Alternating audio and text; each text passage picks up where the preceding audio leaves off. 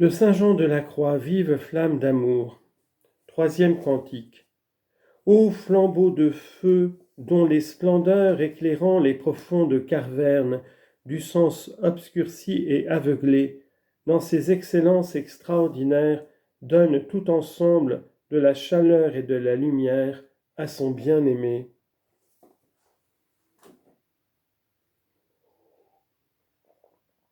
L'assistance particulière de Dieu nous est nécessaire pour éclaircir l'obscurité et la profondeur de ce cantique que le lecteur doit lire avec beaucoup d'attention. Car s'il n'a pas l'expérience, les choses qui y sont contenues lui paraîtront fort obscures. Au contraire, s'il a la pratique, elles lui seront évidentes et agréables. L'âme rend ses actions de grâce à son époux pour les bienfaits signalés dont il l'a comblé dans son union avec lui, et surtout pour les sublimes connaissances qu'il lui a données de lui-même. Ses puissances ont été éclairées et ensuite enflammées d'amour. Son sens, qui était auparavant obscurci et aveuglé, en a reçu des lumières. L'âme, illuminée de la sorte et embrasée d'amour, use d'une libéralité mutuelle envers son époux et lui offre les mêmes connaissances, les mêmes lumières et le même amour qu'elle a obtenu de lui.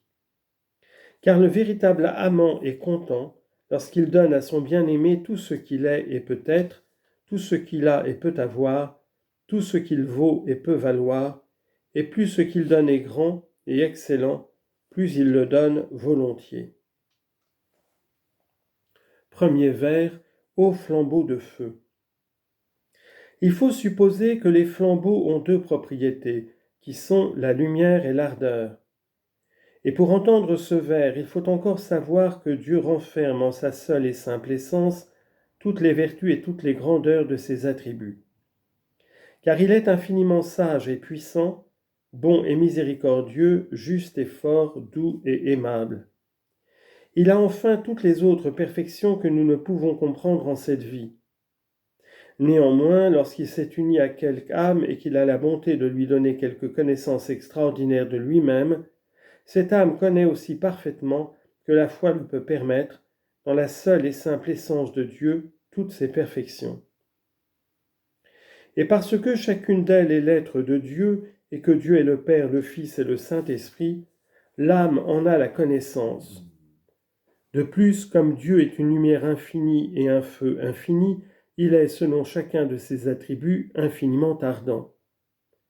Ainsi Dieu tient lui-même lieu à l'âme de plusieurs flambeaux, qui sont les connaissances de chacune des grandeurs divines, et chacune de ces connaissances communique à l'âme toute l'ardeur de l'amour divin.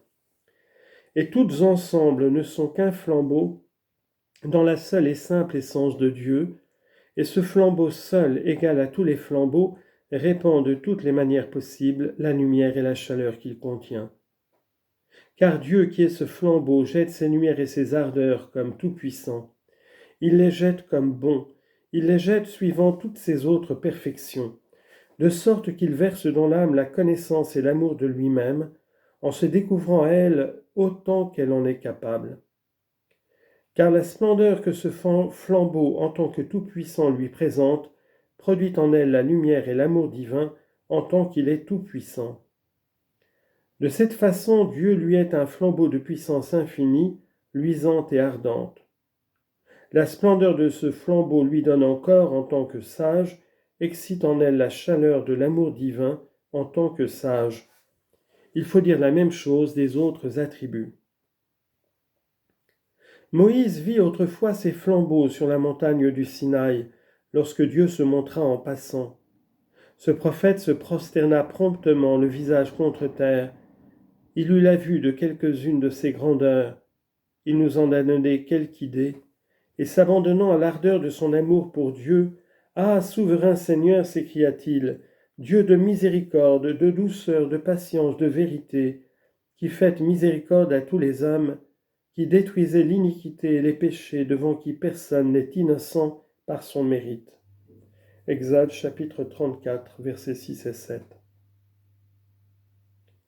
Il est constant par ce discours que les plus excellents attributs de Dieu que Moïse connut alors et aima si tendrement sont sa puissance, son domaine, sa miséricorde, sa justice, sa vérité. Cette connaissance fut sans doute très relevée, et cet amour fut aussi très délicieux et très éminent.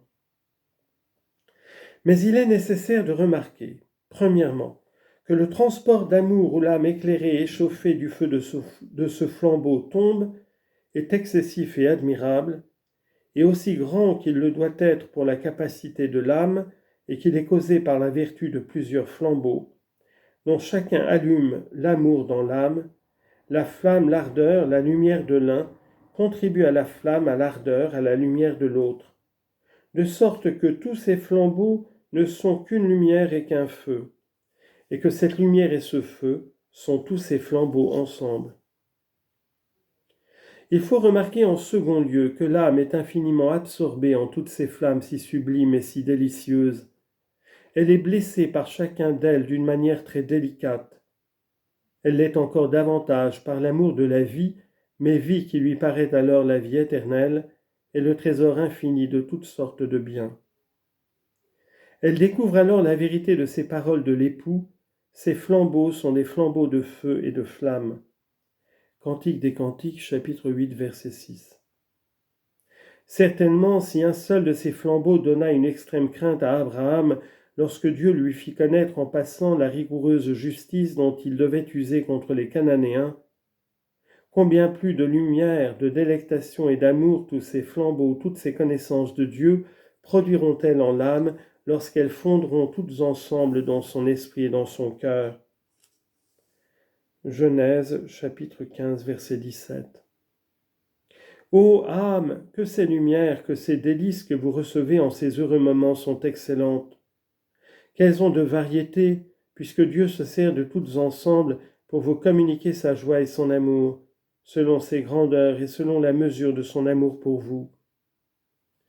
Car celui qui aime quelqu'un et qui veut l'honorer de ses bienfaits, l'aime et l'honore suivant sa condition et son pouvoir. C'est de cette manière que votre époux tout-puissant vous fait ses dons. Comme il est sage et bon et saint, vous voyez bien qu'il vous aime avec sagesse, avec bonté, avec sainteté, et ainsi de ses autres attributs.